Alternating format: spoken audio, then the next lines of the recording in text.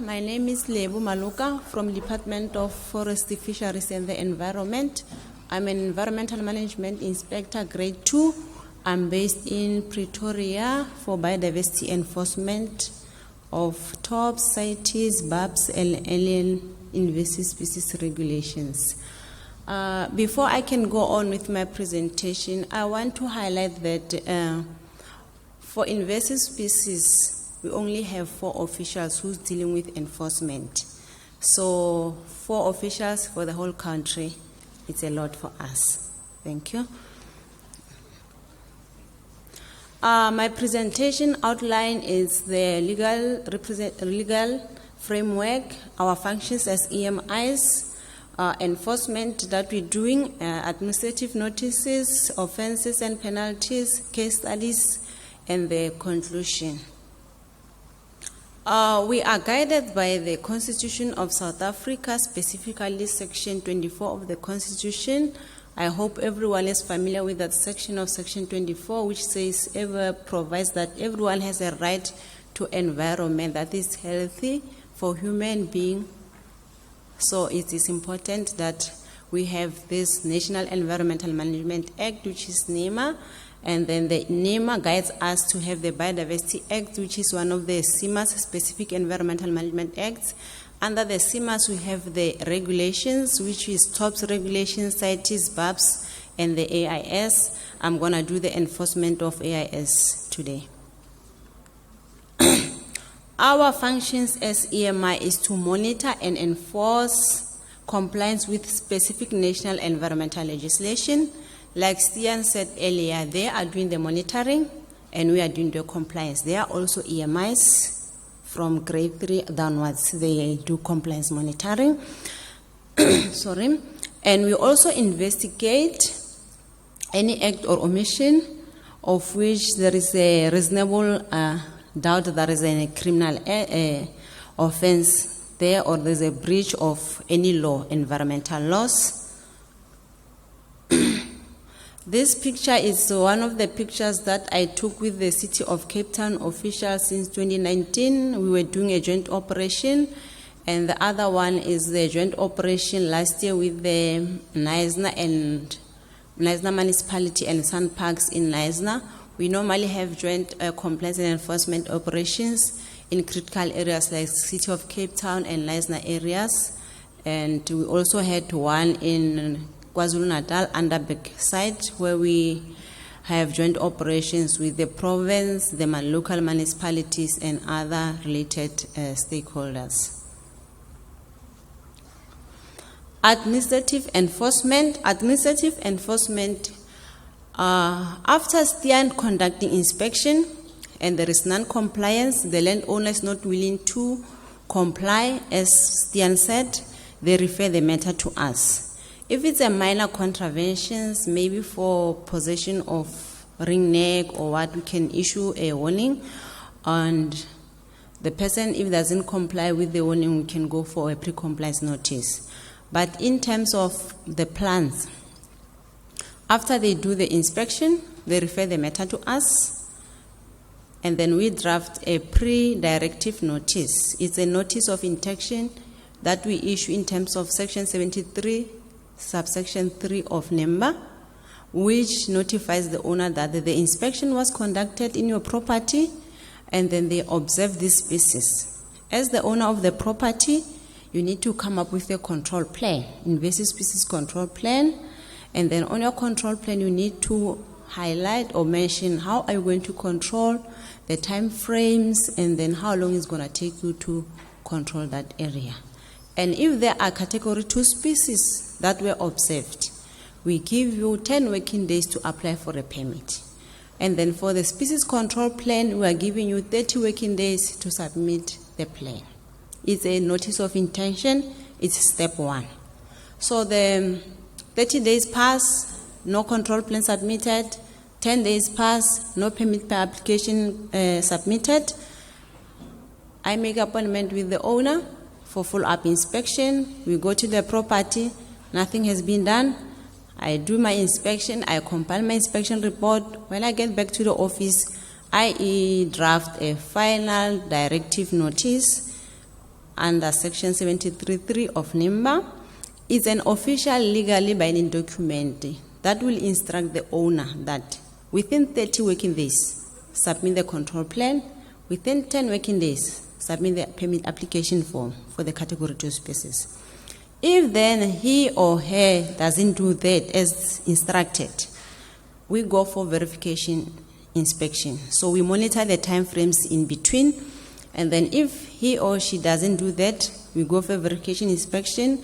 During the verification inspection, and then the landowner is doing nothing, we warn her or him of his rights. Statement will be ready as an A1. Okay? After warning, we go back to the office, we compile a docket. I'll come there. This is a directive notice in terms of section 73.3 of NIMBA. We also issue a compliance notice in terms of section 31L of NIMBA. Normally, compliance notices we issue for nurseries, pet shops, those facilities. We also do the same process. After the inspection, we issue a notice of intention, and then after 10 days, if they are doing nothing, we go back, do follow-ups, and then if they are doing nothing, we do issue a final compliance notice. Are we all clear? Okay. And then the regulation 15 of the AIS regulation permits that a directive in terms of section 79.2 and section 73 can be issued. As the public member, as you go back to the regulation, the last pages, you have the right to request the minister to issue a directive to a certain property that is not complying with the AIS regulation. You can send that to our office. This property was issued with a pre-compliance notice, and then the person submitted the control plan, and then it was approved. And after that, he started implementing.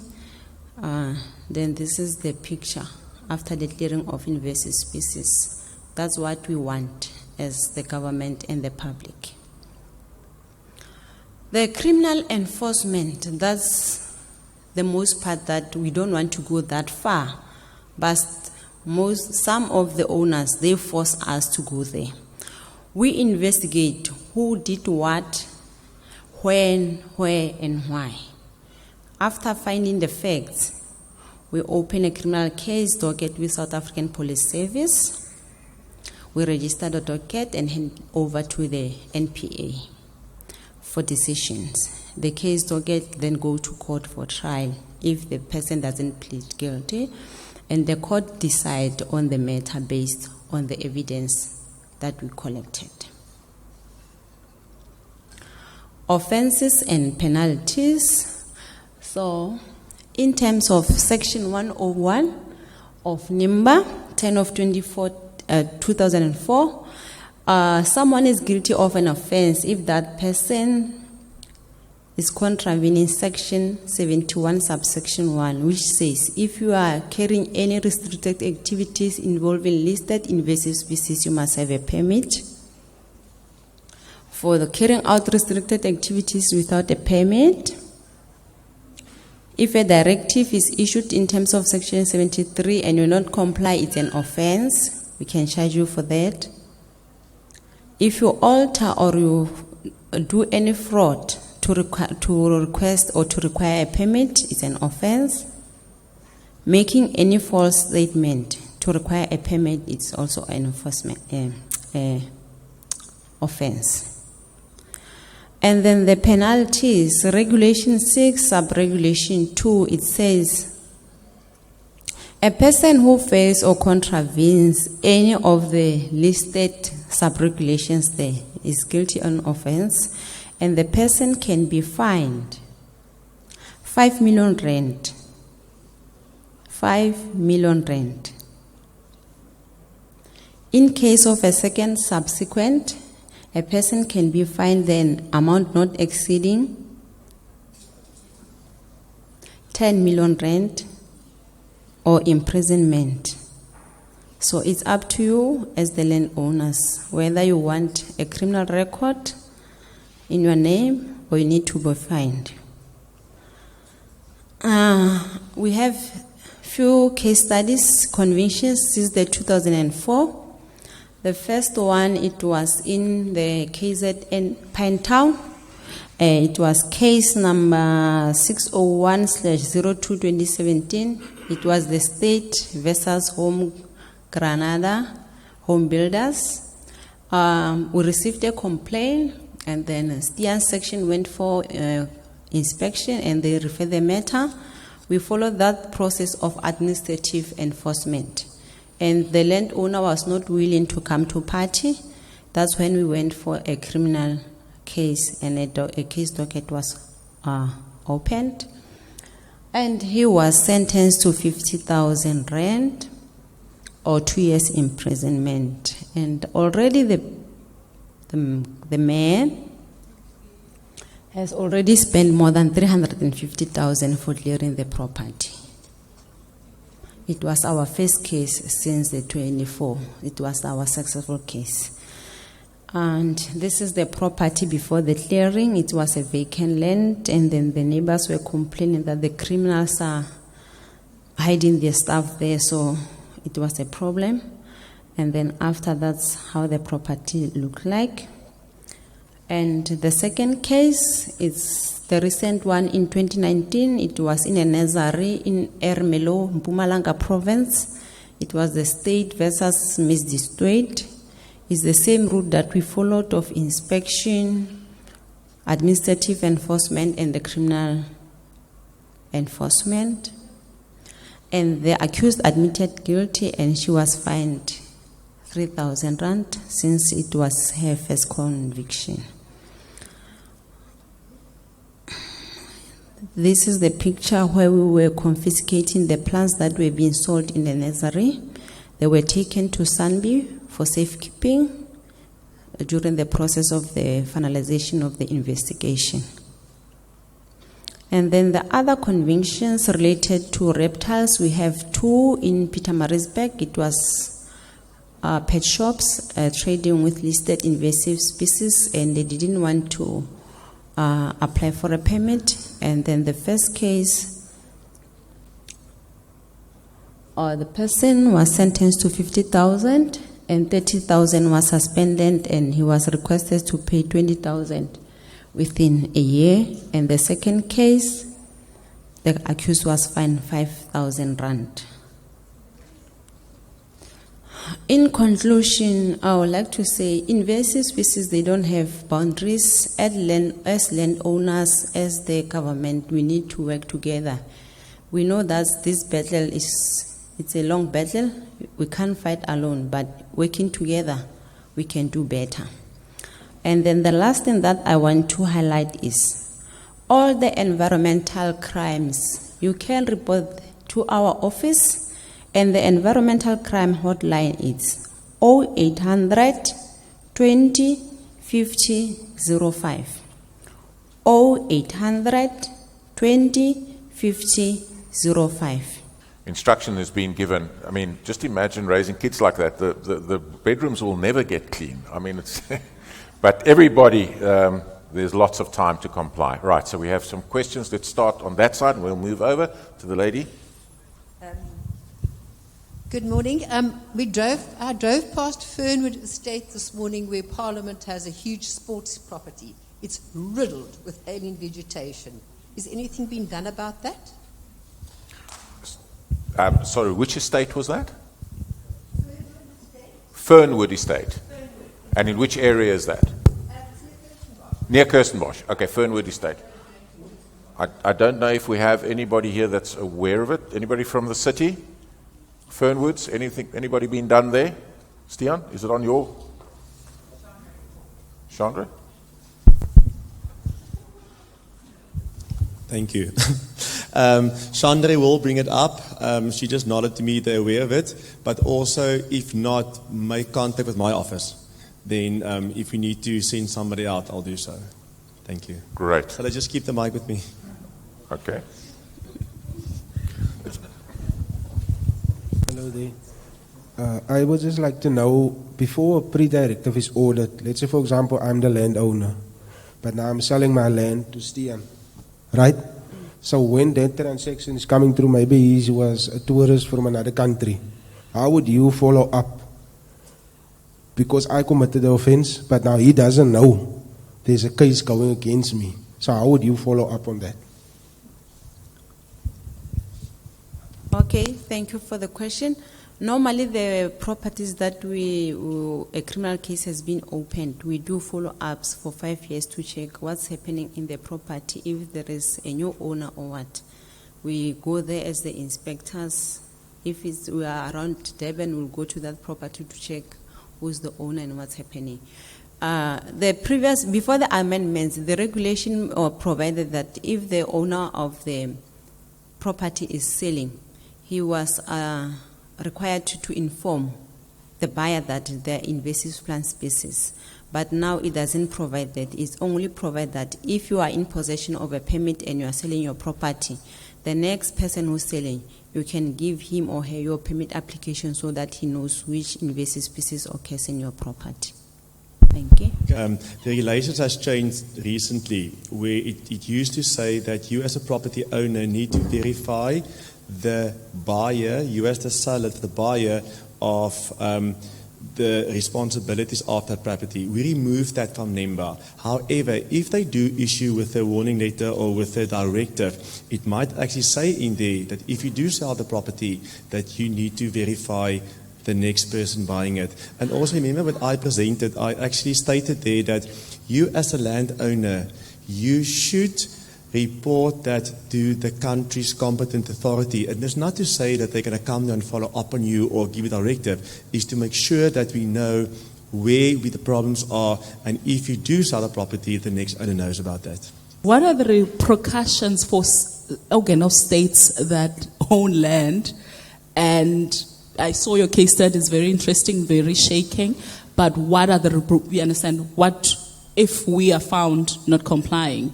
What is Okay, thanks, Zikona. For your information, we also issue notice of intentions to organs of states. The city has already received a notice of intention, even the public works already, so we don't leave anyone. All the organs of states, the public, are treated the same. They were issued with a notice. Shandri can say more about that, and then they had to comply. Thank you. Did everybody hear the answer there? So the process for organ of state or public or private landowner is exactly the same. There's no differentiation in the process. Do you have any more questions? Okay. Sorry, Lebo, just to quickly add to what she said is, remember when I presented, I also said that all organs of state, protected areas and national parks, they all need to have a monitoring, control and eradication plan in place by the end of 2018 of how they're going to control the listed alien and invasive species on their property. I even went so far as spending 500,000 rand of drawing up a guideline of how they should control that. I also have a template of a management plan, what it should look like. So any organ of state can contact my office for example of that and the guidelines. The guidelines are loaded on our website, so you will see the guidelines of what the control plan should look like before it goes to Lebo. Remember, when it comes to Lebo, there's no turning around. So you need to want to stop it before it goes to Lebo, because she's the one coming with the gaff, and she's going to come and arrest you. So that is what I'm saying. So the control plans, make sure you have those plans in place, and contact us. I know we've received a lot of control plans, but municipalities and those, they are still non-compliant. Thank you. I think what Stian just said now is very important to note, that a landowner doesn't go and have to recreate the wheel. The templates for these control plans have already been drawn up by the department and are available for use as guidelines. And that's very important to take note of. We had a question from the gentleman. Hi there, Lebo. Richard from the City of Cape Town. I just saw in one of the case studies that the landowner was fined 50,000 rand and the cost of clearing was 350,000.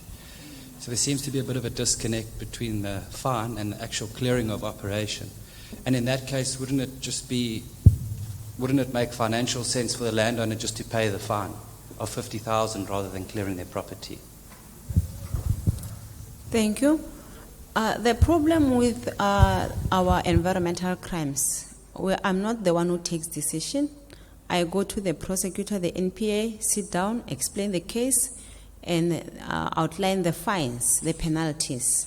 And NPA is the one that decides how much to fine. But that 350, it was for clearing within the property and the rates within the eThekwini municipality that he has already spent. Remember, he also needs to comply with the bylaws, municipal bylaws, so he already spent more than 350. So the problem is I don't take decision, I present the case docket and NPA takes decision. Even that 3,000 for Emelo, we wanted 12,000, but the prosecutor said she's a first offender, so 3,000, and she admitted guilty, so 12,000 is too much. Otherwise, if you go for trial, we are going to lose the case, so we agreed for 3,000. So it's beyond our control. Lady in front. Hi, Lebo. I am Susan Stein from the City of Cape Town. However, my question is more from my previous work where I used to work for forestry. And I'm asking this more as a member of the public. And it's about your sister department, forestry, and all the state forest land that is invaded by escapee pine trees. And it's a great concern to me what is happening. I hear what you say about all organs of state are dealt with in the same manner, but I don't know what you're doing with your own sister department, forestry, and our catchments in Grabouw. I don't even know if there are managers of that land in place. I know Intio exited, and I do have a lot of inside info, so I know it's an unfair question to ask. I'm just curious to know, is there a plan? What is the plan? And I know money would be a huge issue, and also a willing manager of the land, I'm sure. I don't want to preempt your question or your answer, but I'm just curious to know what is happening. Thanks. Okay. Thank you. The same question was raised there by the George Forum about the forest, the state forest and the private forest. I'm hoping that this financial year, the forest, it will be in our work plans to target those forests. If you have any information, may you please share with us so that we can make arrangements. Remember, when we do this operation, we don't just pitch, we make appointments so that we have relevant representative and information. Because when we issue these notices, we don't issue to everyone. We need the contact details or the owner of the company. So it's important when you lodge these complaints, give us the details in full. The landowner's name, surname, contact details if you have, and the ERF number or the physical address, and we'll go there. But if you send